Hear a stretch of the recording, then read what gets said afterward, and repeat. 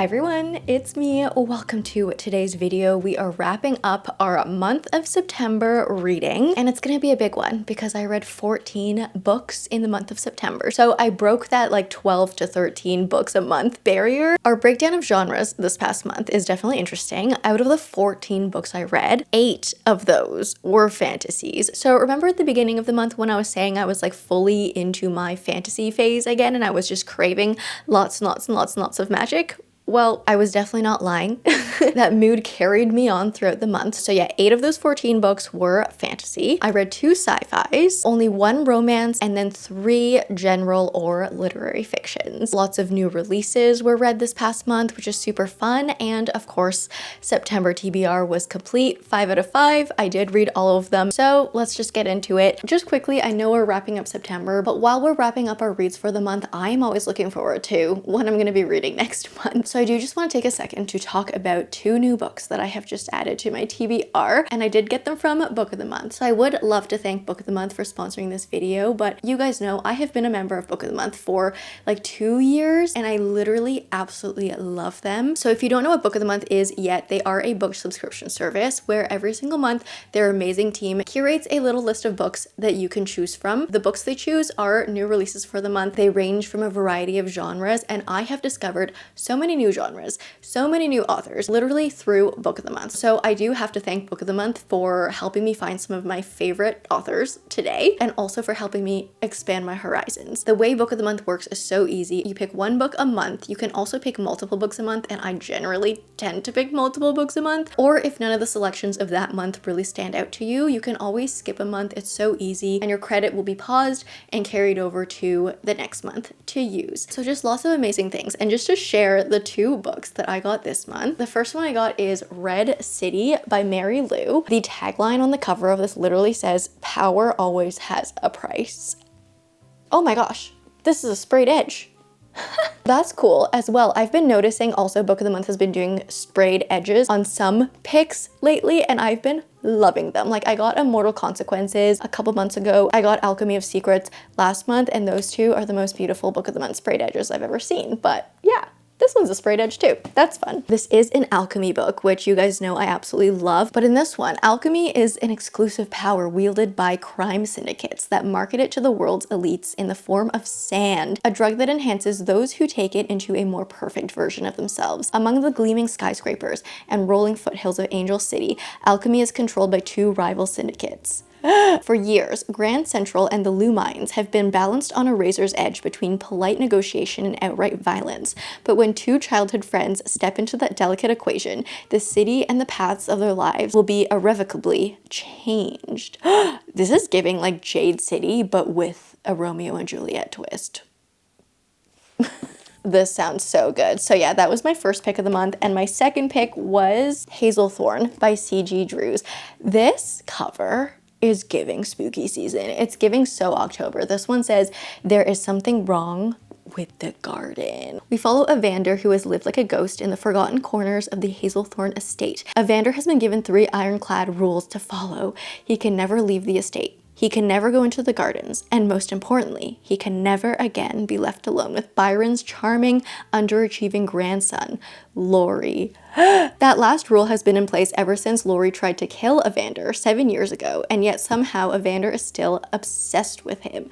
When Byron suddenly dies, Evander inherits Hazelthorn's immense Gothic mansion and acres of sprawling grounds, along with the entirety of the Lennox Hall family's vast wealth. But Evander's sure his guardian was murdered, and Laurie may be the only one who can help him find the killer before they come for Evander next. I'm sold. This is the perfect October read.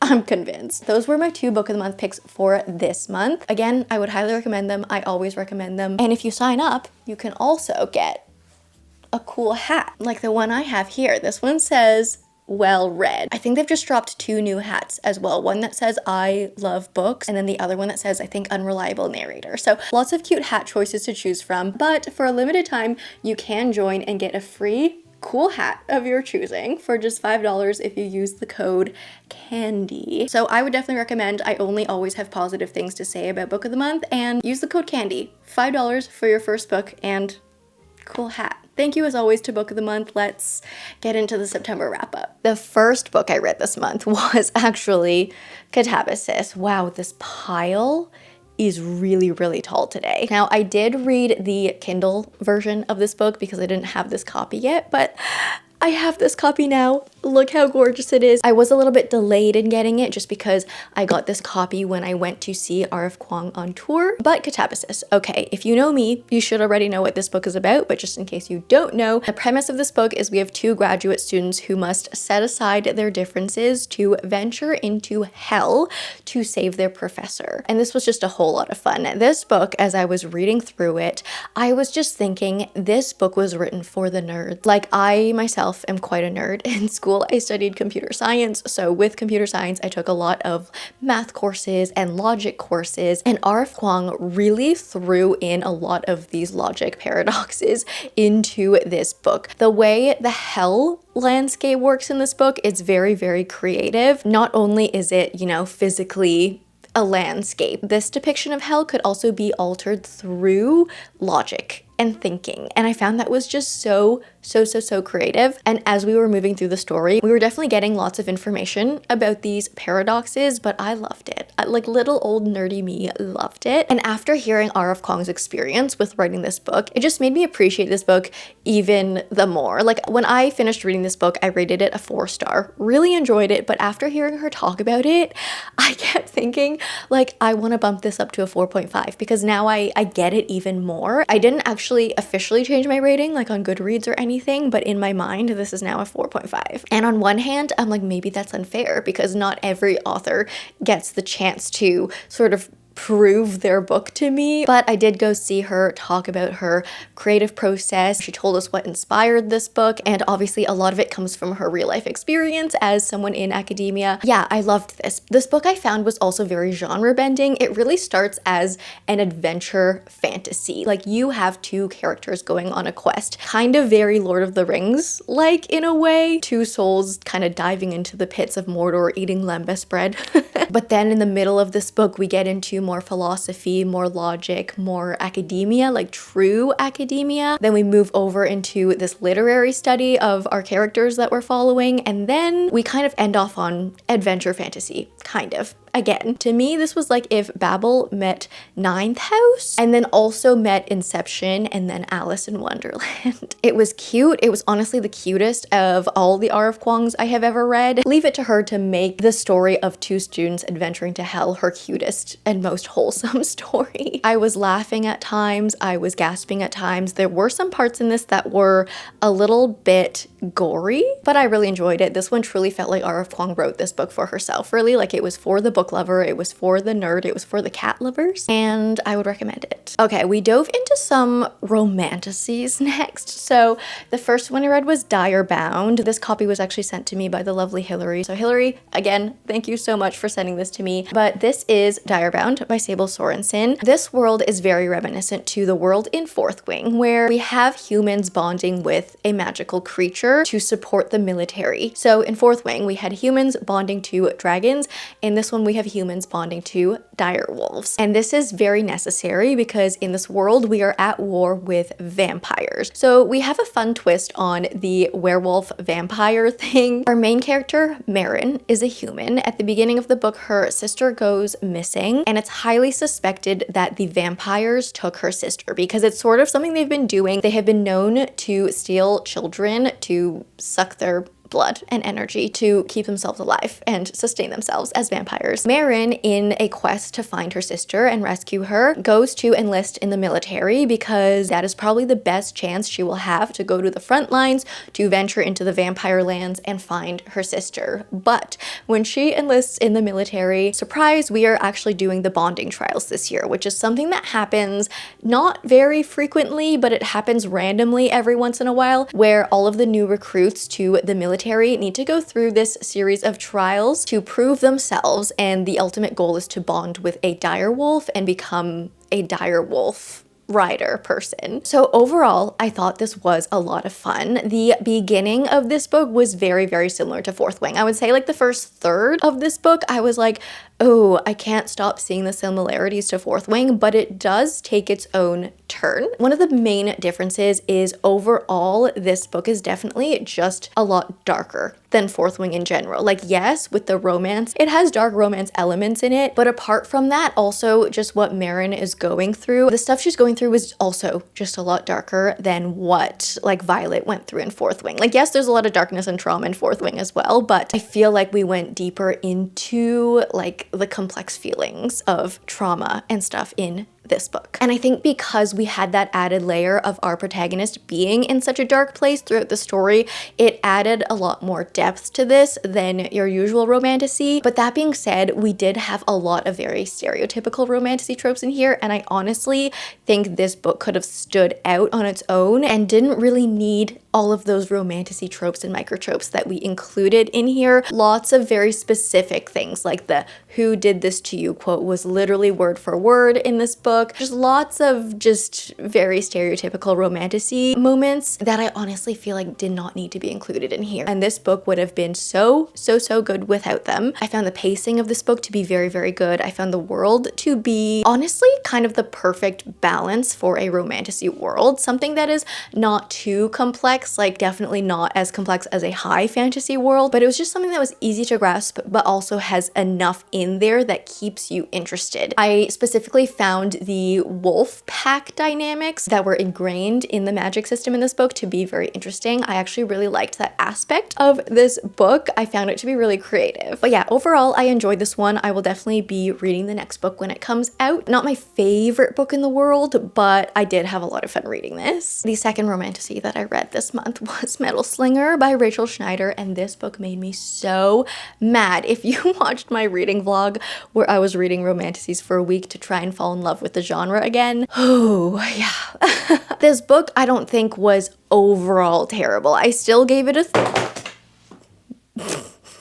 Maybe we'll just hold our books today. What was I saying? I still gave this book a 3-star. I thought there were some good elements in here, and I was having fun for some of the book, for most of the book, I would say. But in this one, we follow Bryn. She is part of the Alaha people who have been exiled from land due to a war and some political issues that happened a while ago. So her people have never set foot on land. They have built their little city over the ocean, which I found to be a very cool environment. But once a year, there is an event that happens called the Marketplace, and it's on land. It's hosted by one of the main land territories, and a small group of Alaha people are invited to go to the marketplace. And the purpose of this one day is to basically facilitate trade. They have this sort of peace treaty, this alliance where, yeah, on the one day, our Alaha people can sort of go on land. Bryn is selected in the group of people to go this year. So she arrives at the marketplace, but things turn south from there. There is this broody, troublesome guard that she notices keeps following her, and she gets into trouble at the marketplace, and our story goes from there. First of all, I found overall the story felt very refreshing. The overall plot of this book, the arc, I would say, felt very much just like a seafaring adventure, and I really liked that journey. I also love the idea of our characters living on water their entire life and then land being this thing that they just dream about. And I found the banter in this book to be wonderful. It had me giggling. I was having so much fun with it, but okay, the things I did not like about this book. First of all, the beginning portion of this book, I would say the first third of this book in particular, had very clunky writing. There was something weird about it where I noticed when we had two people having a conversation, dialogue with each other, it truly felt to me that they were not actually speaking with each other and not in the same conversation with each other. Like, one character would say something and the other character would say something completely unrelated, but then the first character would continue on with their train of thought as if the other person did not just say what they said. Like, it really felt like two characters were just talking at each other versus with each other, and I found that to be very confusing to read for the first bit of the book. After the first third, though, I will say the writing did get better. Either I got used to it Or it did get better. I'm not sure. But still, even when the writing did get better, I was still seeing lots of continuity issues. There was actually one point in the book where I had to reread a sentence like 20 times and then decide it was wrong because east and west were mixed up in that instance. So stuff like that. There were also a lot of typos that were left in this book, which was a little bit odd for me. But overall, I was having a lot of fun with this book. It does feel very YA. I don't think this book is YA because I think we do get into a little bit of spice. Not too much spice. Not anything that was like too much for me, like it was just a little bit, but overall the story and the characters felt YA with just a little bit of spice at some parts. But then we got to the end of this book. And yeah, if you watch that reading vlog, you will have seen my raw reacting to the end of this book. I was so mad. This book does have a gigantic twist at the end, and I am not one to hate a twist. There are so many books out there where I have been thrown at the end of the book, but I have felt so happy about it. This one did not make sense to me whatsoever. To me, a good twist is something that surprises you, but when it happens, you go, oh, and then a whole bunch of things that you were thinking didn't make sense earlier in the book now make sense. Like they have been explained. But this twist did not make sense to me at all. There were no hints. There was no foreshadowing. The way this twist happened was insane. And I don't know how much I can say about it without spoiling somewhat what happens at the end of the book, but I will just say with the way that this book was written in the POV, this book was written, the twist absolutely made zero sense to me. To me, it just negated everything that we had just gone through in the 400 pages.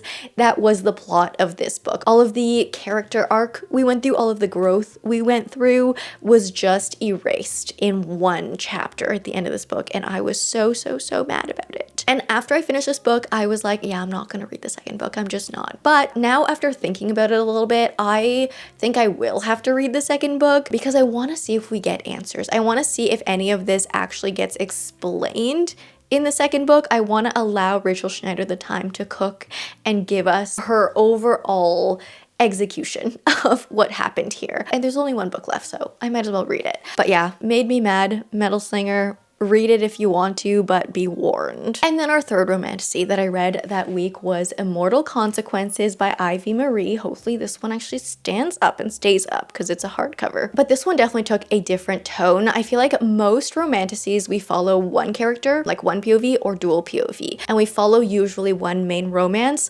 I love when romantasies follow multiple characters and multiple romances. So in this one, we had 6 different POVs, and those were all rival students. So yeah, we have these 6 rival students who go to Blackwood Academy, which is located at the gate between the world of the living and the afterlife. So Blackwood Academy is basically in purgatory. All the students at this school are dead. So what happens is when they pass away, some of these kids, they're not really kids, they're teenagers to young adults. They, instead of going straight into the afterlife, are sent to this school for whatever reason, and they just stay here for a very long time, hundreds of years. They stop aging, obviously, because they're not alive, and they study. They also help guide people into the afterlife, guide souls into the afterlife. But if they're there for a certain hundreds of years, they start losing their minds. So every 10 years, the decennial takes place. And this is a competition for the top students where they go through a number of trials. And the winner of this decennial gets to ascend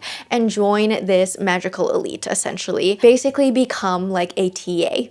And they also will, like, they won't lose their minds if they've ascended to this magical elite status. So that's our premise. And yeah, we switch through these 6 different POVs as they go through the decennial, and I found this book to be a lot of fun. The opening of this book felt like the Atlas 6 kind of to me, where we just like gather our 6 students and meet them one by one in their separate POVs. I think the atmosphere in this book was wonderful, perfect, honestly, for October, a spooky academic setting. The writing was so descriptive, but also easy to read. It honestly reminded me of Stephanie Garber writing, but if Stephanie Garber wrote a little bit more gothic and dark. This book wasn't perfect for me. I was enjoying it, but I will say between the chapters, I do feel like there was a bit too much repetition, because as we were going through certain events. As we were going through trials, we were flipping through POVs, but instead of each POV witnessing something new happening, there were a lot of times where our characters were in the same places at each other, but then we would just have multiple chapters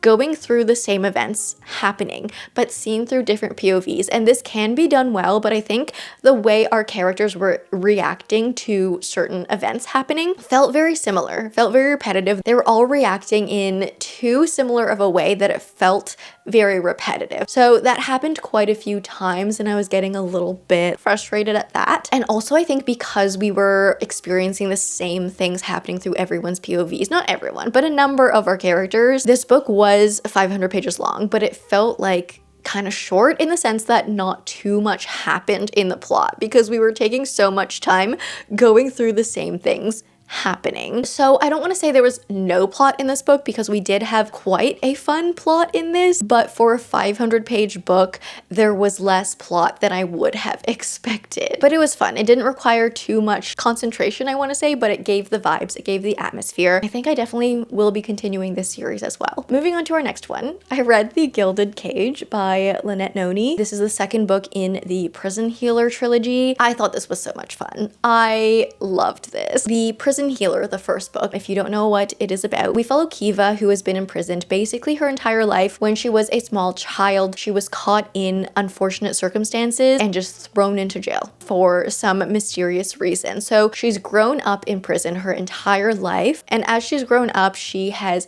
put herself into this role as the healer for the prison. So she will essentially tend to all of the other inmates. In the first book, a rebel queen gets captured and taken to the prison, and Kiva is tasked with healing this rebel queen because they want this rebel to be alive and conscious enough to participate in these trials that will determine her fate. So that is the main premise of the first book. And then in the second one, I can't tell you what happens in the second one, but we do expand more into the politics of the world as a whole, which I think was really well done. And there's just something about these books that are so addictive. Lynette Noni writes in a style where you can just blast through her books. You can really truly just devour them. The world in this book is very simple. It's very reminiscent to kind of like any other YA dystopian fantasy setting that you have read. Our magic system is elemental. So if you've read any other fantasy or like any other elemental fantasy book, you already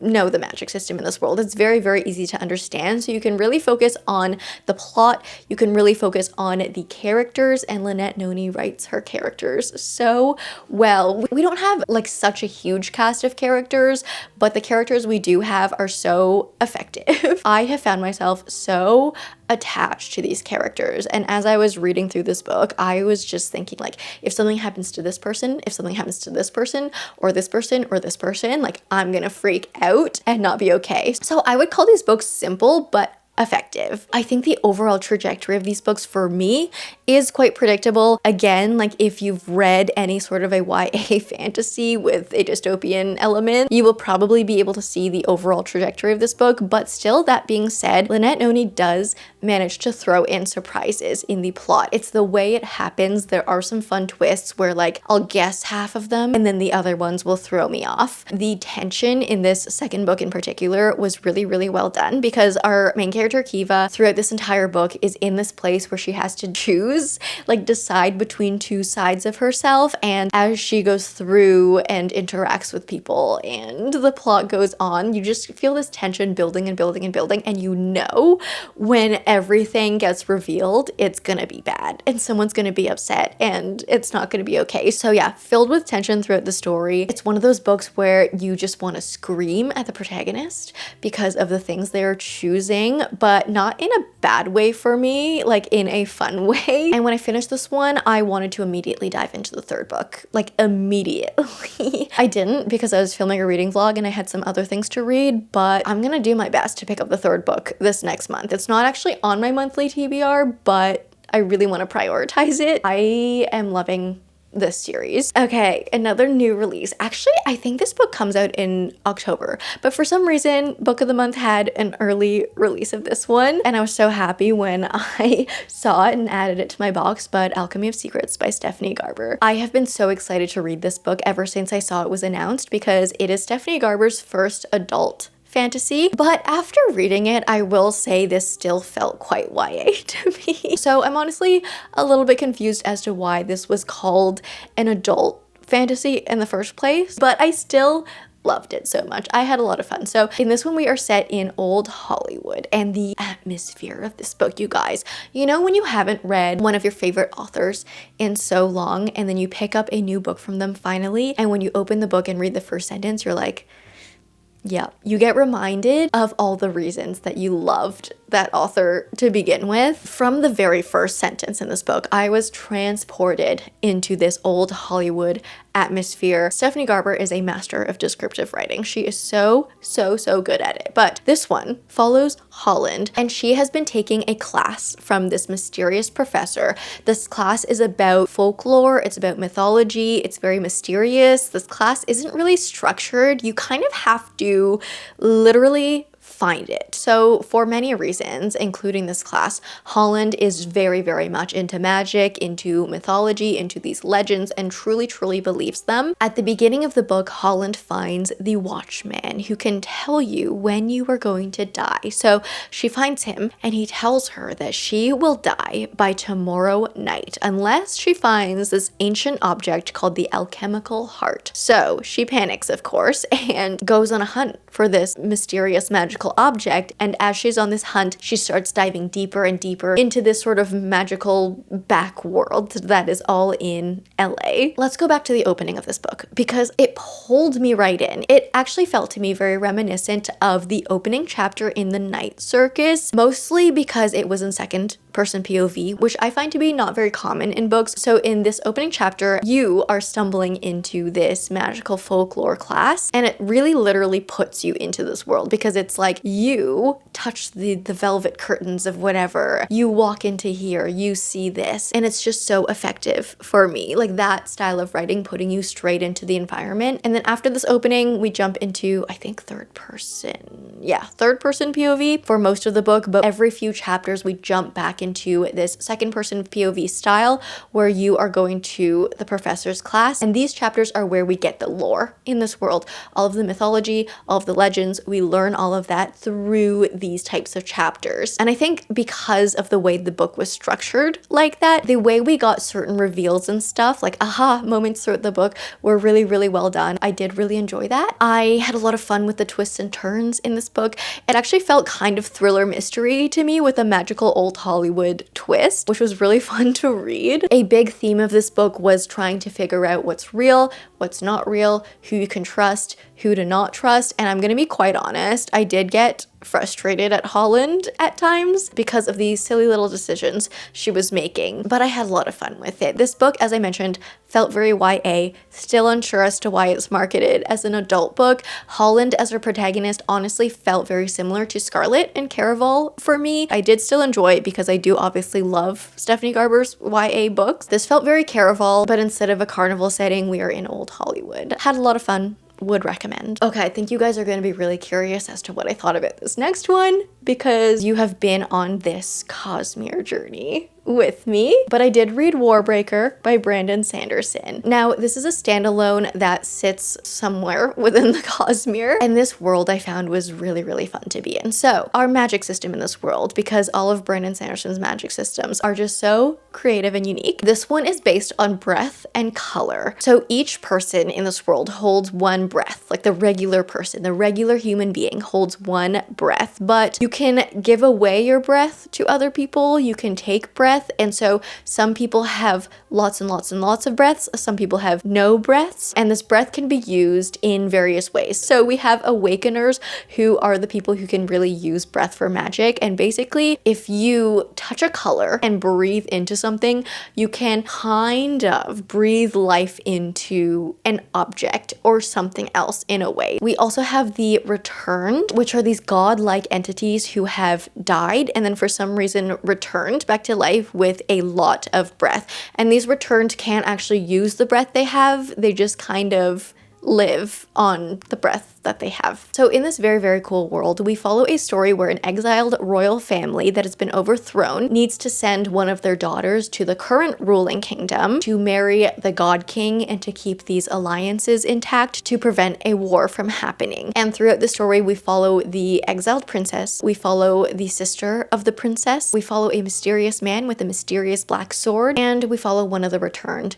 gods. And I really did enjoy the story. I liked the arcs of all of our characters, although some of them took their time to grow on me. I think immediately right off the bat, I was intrigued at 2 of the character POVs, and then the other 2, I was like, not that interested in. I think the pacing of a couple of them in particular moved very, very slow. So for a lot of this book, I was kind of partially enjoying. Like when we flipped to certain characters, I was like, yes, okay, I'm in it. And then other characters, I'd be like, I don't really care about this, but I know I have to read it because it's gonna matter soon. And it did all matter in the end. We did get to that place where everything came together and that stuff you were going through finally paid off. But I will say, usually with Brandon Sanderson books, at the end of the stories, when everything comes together, I realized that everything we went through was so necessary to get that payoff. I think in this one, we honestly could have cut out quite a few things, especially in certain plot lines. This book was almost 700 pages long. I think we could have done with 600 pages, maybe even 500 pages instead, because overall I love the story. I love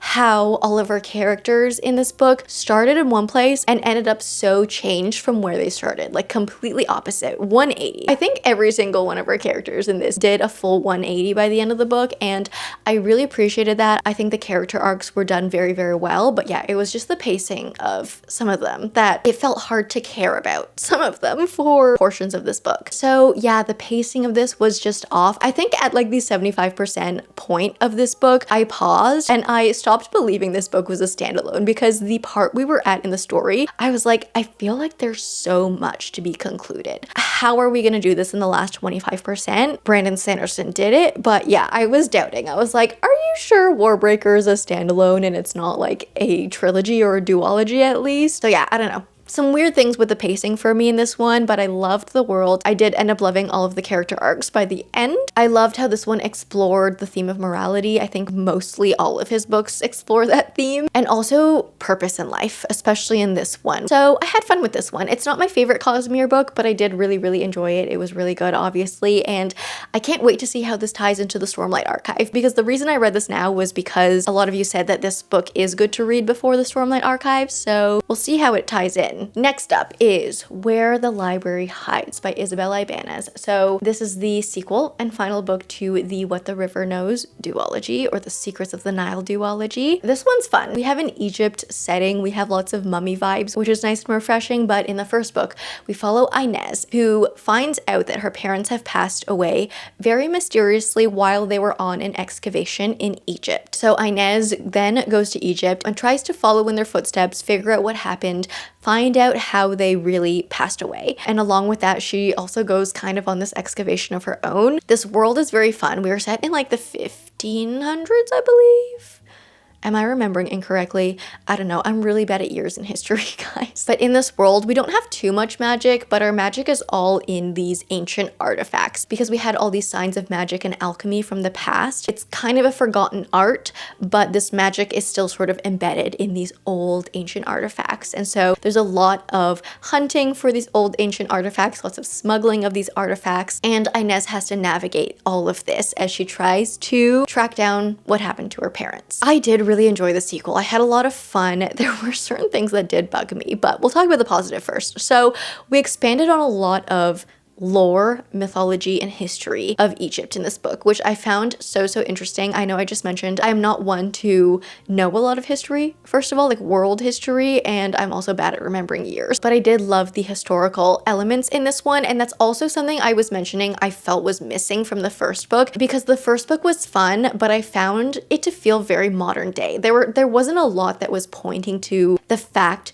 that we were set in old Egypt. I found a lot more of that to be present in the sequel, which I obviously enjoyed. What I didn't love about this book was the romance, first of all, but I didn't love the romance in the first book either, so I wasn't expecting great things about the romance in this one. I kind of just accepted that I wasn't gonna love it as I was reading the story, so it didn't affect me too much. But yeah, the romance is still just not my favorite after reading the sequel. And then also, Inez, our main character, was just so silly. She was so silly. She was just too trustworthy. She was making silly decisions. And on one hand, it makes sense because her whole character in this book is she's always lived quite a sheltered life. She's been kept separate and out of the loop for a lot of things that were happening with her parents and the world. So it makes sense that she wasn't the best at making decisions, but it still irked me to read. The plot in this book to me was quite predictable as well. There were quite a few twists that I did see coming from a long way off, but it was still fun to read nonetheless. So I did enjoy this. I actually really like how the epilogue in this book was done. And I feel like I need to show you. I'll hide the text so you don't get spoiled, but basically in the epilogue, we just get like the characters and drawings of them and just a short paragraph explaining like what they did or what happened to them. And I found this to be such a fun way to do an epilogue. But yeah, overall, enjoyed this. Wasn't my favorite, but I had fun. Wow, okay, those were all the fantasies. We are now into my 2 sci-fis that I read this past month. The first one being Project Hail Mary by Andy Weir. This book, it was so good. I was so happily not surprised because you guys all told me this book was going to be amazing. So I wasn't surprised, but it still took me off guard at how good this book was and the path this book took because I knew nothing about this book diving in. Literally, I knew nothing about the plot. All I really knew going in was that this was a space book. And that's literally it. So I would definitely recommend, if you have not read this book yet, go in blind. Go in not knowing anything. Also, thank you, Daphne, again, for sending me this book. But just to give you a little bit of the premise, and by little, I mean like I am not going to give you much. In the first chapter of this book, we wake up as our protagonist, and we have no idea where we are. We are in an unfamiliar environment. We don't know our name. We don't know what we do. We don't know if we have family. We know nothing about our own lives. But all we know is that we are in space and we are alone. And that's all you need to know. This book is so good. This book is so good. I can't even tell you the tropes in this book without spoiling things. I literally don't want to say anything about it, but the way this book surprised me, in the way the story went, in the funny moments in the story, in the wholesome, heartwarming moments, in the gut-wrenching moments, in the excitement, this book was perfect. Genuinely the perfect balance of space facts and humor and emotional story. I truly think everyone should read this book. It is so good. I think everyone would be able to get emotionally invested in this one. And I don't know, I feel like I don't even have anything else to say about this book because I raved about it enough in my reading vlog where I read it. It's one of my top reads of the year. It was so good.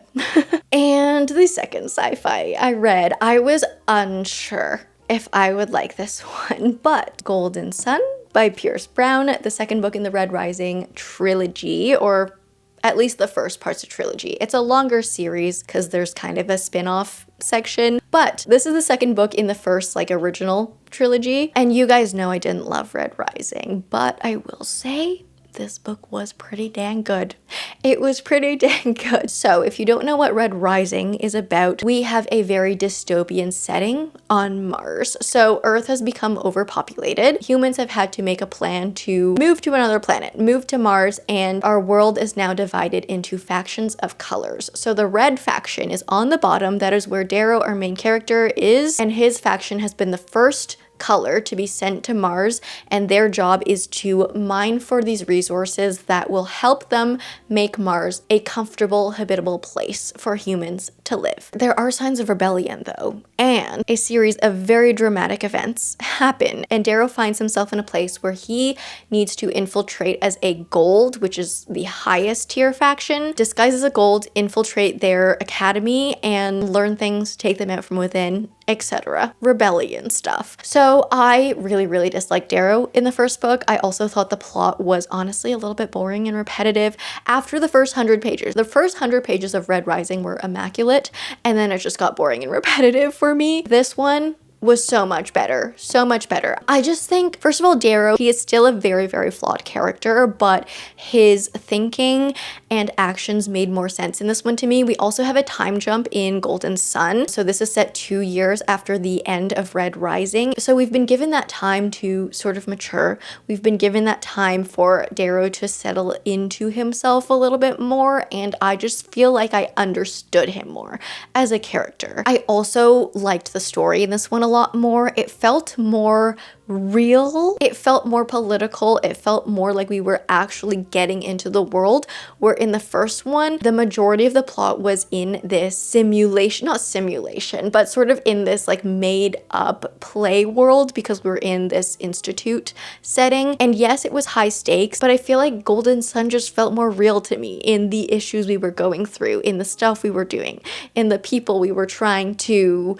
confront. I absolutely loved the theme in this book of friendships, not only choosing like who your friends are, but also learning how to treat your friends, learning how to trust them, but also the fact that trust is not a one-way thing. Like you need to nurture your friendships. I loved those themes in this book so much. I will say the secondary characters in this world still are the stars in this series. Like Darrow compared to some of the secondary characters is nothing to me. Like I really only care about the series because of like the fact that I'm worried about what happens to the secondary characters.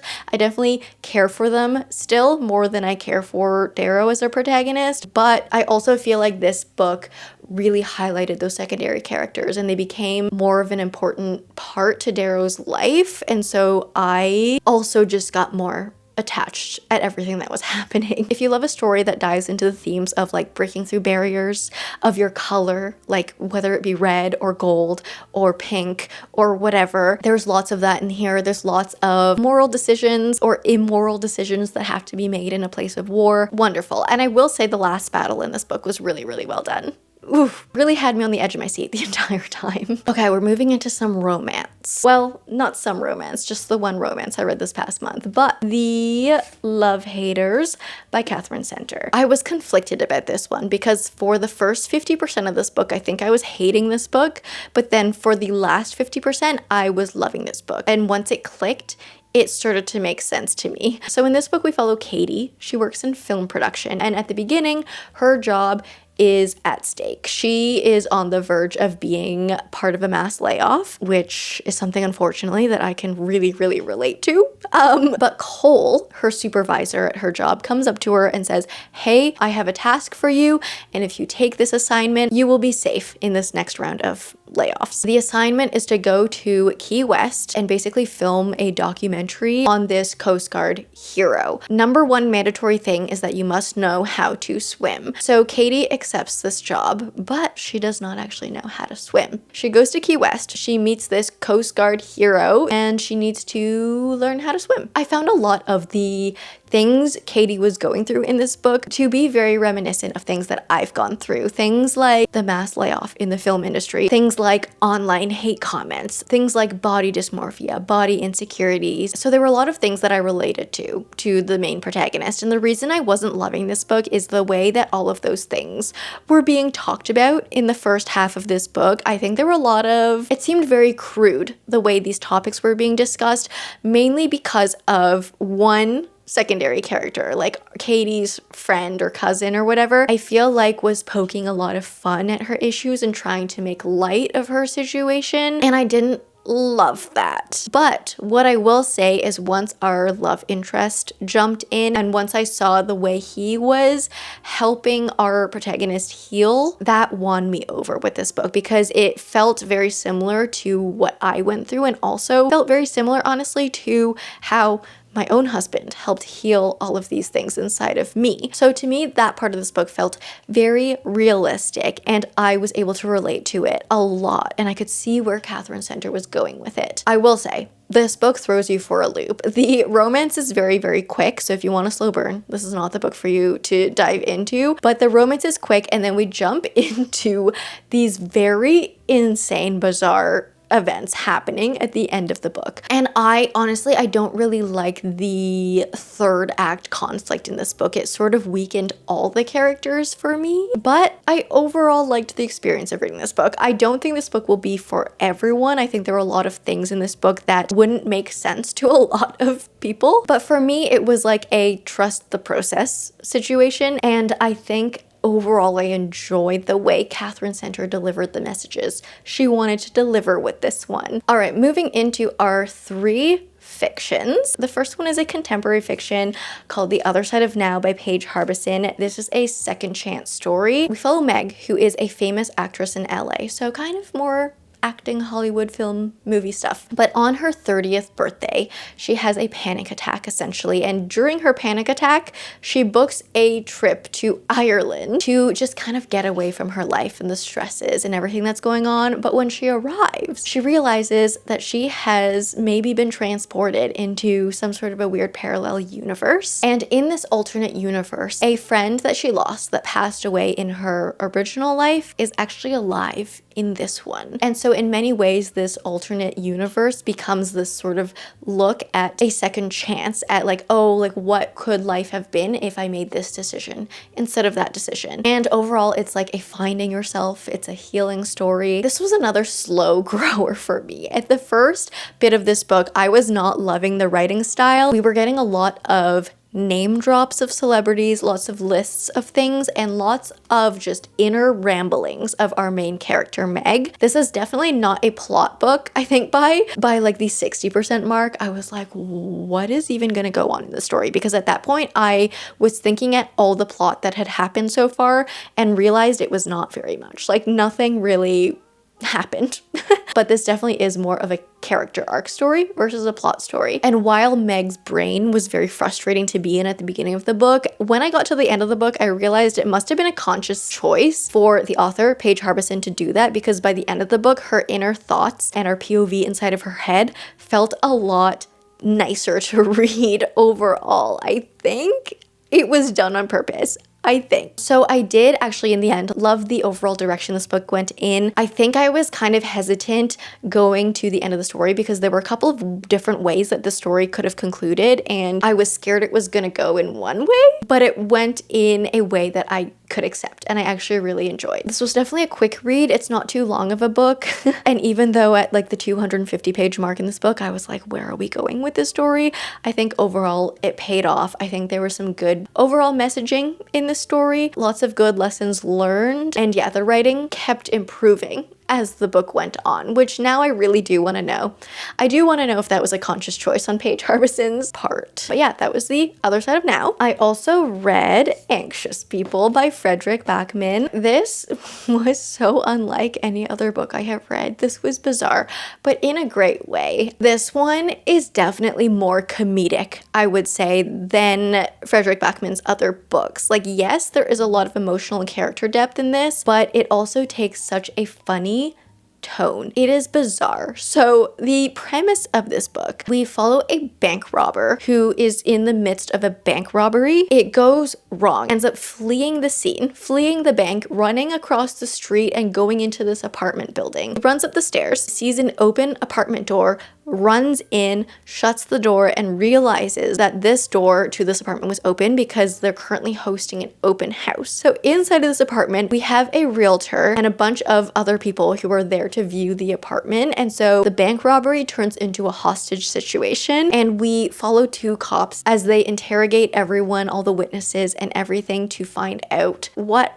happened, to figure out what truly happened in this bizarre situation. And it as you keep reading, it gets more and more and more and more bizarre. It was such an entertaining read. I will say this book also kind of took a little bit to convince me on it. Like, it was so fun to read, but at the beginning I was really doubting it because of the way we start off with 2 cops interrogating this one person, and the way that one person was treating the cops, I was like, this is so not believable that someone would talk to a cop in this way. But once you realize that that's just the tone of this book, like, we are really not in real world. Like, yes, we are, but we are in this very quirky alternate dimension of the real world where, I don't know, the rules of real world society don't truly exist in this one, or exist in a different way. So once you accept the kind of like bizarre tone of this book, you really get into it. And I loved the way that this book, like, we went through each witness kind of individually in sequence. So as we were going on, we were learning about all these different types of characters. And Frederick Backman is always one to, like, he just understands humanity so much and portrays humanity in his book so well. So the fact that we had so many characters in this one, all going through different things, also drastically different, but all for their own reasons, experiencing this bank robbery, hostage, open house situation in a different way, was so interesting to read. And seeing how all of the characters, their stories all were separate, but also were so like interwoven together at the same time. Lots of things like, I don't know, something one character did lots of years ago affected another character today. And the twists in this book as well were absolutely unbelievable, but like in the best way. Frederick Backman, I think, is one, he's really good when he's writing a book where he will deceive you. In his other books, it's usually for emotional impact, like he will steer you in loops and loops and loops and loops, and then when he concludes his point, you're like, ooh, and you get this big like gut emotional impact from it. In this one, he drives you around in those loops, but the purpose of those loops is to throw you off of these huge twists, and then when he reveals the twist, you have to like look back, because I did that. Like, this big huge twist was revealed and I like flipped through chapters and I was like, hold on, and I was trying to find hints to like prove him wrong, but as I flipped back, I was like, no, he did that all so well. So genius. So yeah, the way he just like withholds information from you in this one and then throws it back at you at certain moments was absolutely incredible. And the last book I want to talk about today is actually The Names by Florence Knapp. This book was so sad. So heavy. That's your first warning. But this is a literary fiction. We follow a mother, Cora, who has a 9-year-old daughter and an abusive husband. She also has a newborn son, and she's about to go and register the name of her son, but she has 3 options. One option is Gordon, which is her husband's name, and he really wants to name their son Gordon. It's a tradition in the family, but Cora is like, I don't know if I want to name him Gordon because I don't want him to follow into his father's footsteps. Cora's own choice for her son's name is Julian, which means Sky Father, and the 9-year-old daughter actually wants to name the newborn Bear. So we split into these 3 alternate timelines where we follow the course of this family's lives over, is it 28 years? Yeah, I think it's 28 years. And we see how this one decision, this naming of the newborn son, can alter the path of everyone's lives so drastically. I was so immediately gripped into this book from the beginning. It is very heavy, very much immediately at the beginning of the book, and it was so grippingly suspenseful, literally from within the first 15 pages. The tension in this book was insane. The writing is also very descriptive, very atmospheric. We literally started this book describing wind and how children like become the wind. And it was just such a beautiful way to start the book. But yeah, I don't know, I just had this constant feeling of dread while reading through this book. And that made this book honestly difficult to pick up at times. Like, I read this book in 2 to 3 days throughout various sessions, but it's not a very long book. I probably could have read it quicker, but because it was just like difficult to pick up and read for a long amount of time because it was so heavy, I just had to space it out a little bit more. The way we get the story is also very interesting. So we start out with our mom like naming the son, obviously. So we immediately go into these 3 separate alternate timelines, but then we only really get moments of each timeline. So we get one moment and then we skip 7 years, and then we go through our 3 alternate timelines again for one moment, and then we move on 7 years. So we're only getting these really brief snapshots of time throughout everyone in this family's lives. And so we have to work to fill in the gaps. Like, what happened in the past 7 years? How did we end up here now, 7 years later? Stuff like that. So I thought that was actually a really interesting way to tell a story like this, because it wasn't just feeding you what happened. It wasn't just like telling you what happened. It was giving you these little moments, and then you had to infer why that moment was happening and how they got there. This book obviously explored the theme of names, the significance of names, how it affects you as a person, how it also doesn't affect you as a person. And overall, it was just so interesting. Like, yeah, the way your name can affect you, but also the way that you can find your way back to yourself. And it might take a while. It might look differently in all of these different alternate timelines, but at the end of the day, you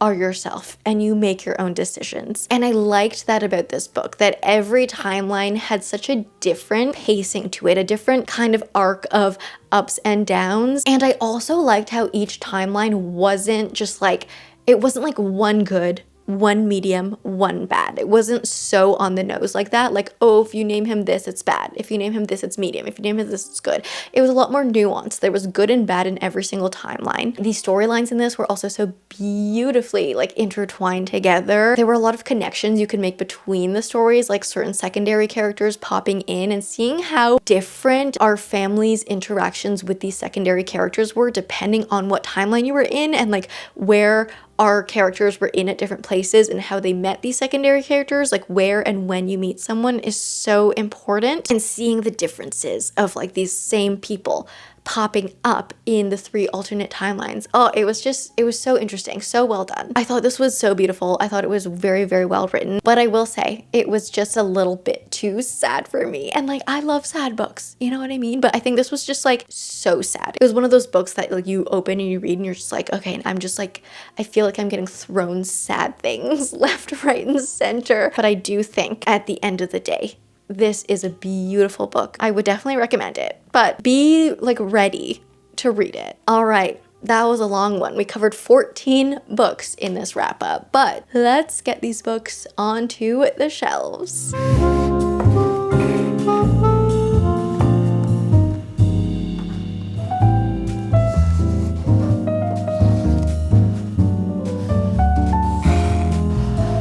All right, I hope you enjoyed this wrap up. If you did, please leave me a like and a comment. If you don't know what to comment down below, let me know what you read in September. If you like me, subscribe, do that bell thing, and I will see you in the next one.